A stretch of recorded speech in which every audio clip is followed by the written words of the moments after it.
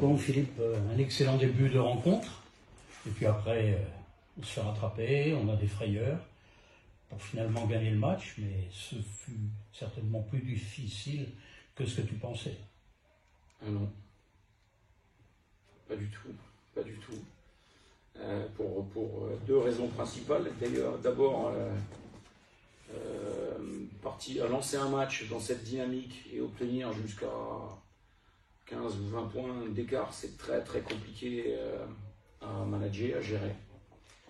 Ça, c'est la première chose. Et la deuxième chose, c'est que voilà, Vitry il participe à la même division que nous, au même championnat, et qu'on sait que c'est une équipe qui est définitivement accrocheuse, combative, avec beaucoup de jeunesse et de qualité athlétique. Donc je ne pensais vraiment pas que ça serait facile. Donc c'est juste le scénario qui nous complique un peu la donne.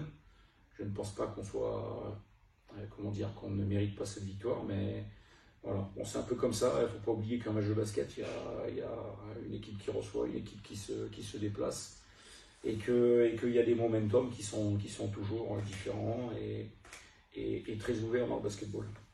Il y a deux facettes dans ce match. Je vois que tu as envie de me dire quelque chose, vas-y. Oh non, parce que... en tout cas, il y a deux facettes dans ce match. Un premier quart-temps très offensif et très prolifique. Et le dernier, 14-11, très serré. C'est quelque chose que tu retiens. L'équipe a su montrer deux visages différents à la fois sur les deux côtés du terrain. Mais, comme je ne sais pas si on se l'est dit ensemble, moi j'aime tout dans le basket. J'aime le jeu offensif, j'aime le jeu défensif. Mais c'est vrai que dans la préparation de ce match-là, on avait dit qu'il fallait vraiment obtenir de la consistance défensive. Ce qu'on a mis en place, parce qu'on parle du jeu offensif de très bonne qualité dans le premier quart-temps, mais c'était associé avec un jeu défensif de aussi très bonne qualité. Mais comme je disais précédemment, en fait, ce qui est dur, c'est gérer ces écarts. En fait, c'est toujours très compliqué. L'adversaire voit un cercle qui est 2 fois plus grand que d'habitude. Il se dit qu'il faut tout jeter dans le combat. Et il revient petit à petit. C'est la difficulté du basket et la beauté du basket. C'est jamais terminé. Mais pour répondre un petit peu plus concrètement après à ta question, c'est vrai que le passage à la mi-temps, voilà, on a nécessairement reparlé de cette consistance et cette rigueur défensive qu'il fallait obtenir. Et ça a été caractérisé, c'est souvent notre cas quand même, par une rigueur, un engagement défensif dans le dernier quart-temps. Et quand on voyait qu'on était relativement bien connecté offensivement, donc on savait que ça serait une clé très importante, effectivement.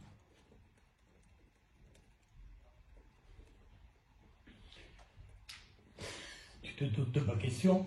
Vendredi, Tarbes-Lourdes, qui vient de perdre à Lyon. Donc, j'imagine que tu vas pour gagner. Mais tu t'attends à un combat aussi à l'intérieur difficile, je pense. En fait, les matchs, tout le monde veut gagner, hein, Jean-Marc. Ouais. Je pense que Tarbes-Lourdes, ils sont dans la même direction. On vient de terminer un match, on fait beaucoup d'efforts. Toutes les équipes font beaucoup d'efforts. On en parlait avec le coach en face. C'est un championnat qui est très très exigeant. On en parlait avec les gens qui couvrent la Pro A. Les équipes qui font pas l'Europe jouent moins que nous. C'est la haine. Ouais, c'est ça. Et donc c'est très très exigeant. On revient de Quimper, on repart à Tarbes-Lourdes. Enfin, on ne se représente pas trop tout ce que ça coûte. En tout cas en termes d'énergie. Et on sait très bien, c'est vrai qu'il y a des hauts, il y a des bas dans cet enchaînement de matchs. Voilà, Tarbes, c'est un basket très, très flamboyant. Ils ont quelques soucis justement à cause de cet enchaînement de matchs avec des blessures qui sont relativement importantes. Mais maintenant, nous, on sait trop bien ce que c'est, les blessures et les absences. Donc voilà, on y va, on va essayer de se concentrer, tourner la page comme on dit, et puis de faire le meilleur match possible avant d'entamer les 3 derniers.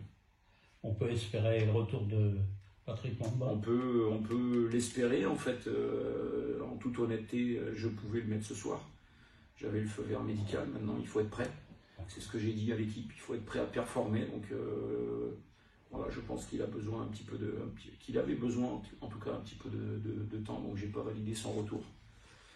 Et ça fait voir à tout le monde que même avec un effectif qui se regarnit, le mot d'ordre c'est la performance. Globalement, tu les sens comment tes troupes physiquement, on va dire? Bon, là, il y a le match qui montre pas des signaux positifs. les joueurs qui reviennent, c'est quoi un petit peu l'état? Ils sont bien. Alors une blessure, enfin si tu parles des joueurs blessés, une blessure c'est toujours compliqué parce que l'absence elle coûte, l'absence du joueur, et le retour coûte. C'est toujours très compliqué de réintroduire et réinvestir un joueur blessé, donc c'est pénalisant sur plusieurs semaines ou plusieurs matchs en fait, comme on en joue beaucoup. On voit que ce soir Adrien il a peu raté, je sais pas, ou 6 ou 8 jours, il n'a pas perdu le rythme, contrairement à d'autres qui ont raté plusieurs semaines, et ça c'est très très dur de retrouver le chemin, de la forme physique et 2 de la performance. Ensuite d'un point de vue mental, psychologique, les gars sont très bien, il n'y a aucun souci par rapport à ça. Il y a une envie de bien faire tous ensemble, et puis on n'est pas les plus malheureux quand même en termes de résultats, donc ça aide toujours à passer ses déplacements et à enchaîner les matchs. Est-ce que c'est bon? Ouais. C'est bon? Merci beaucoup.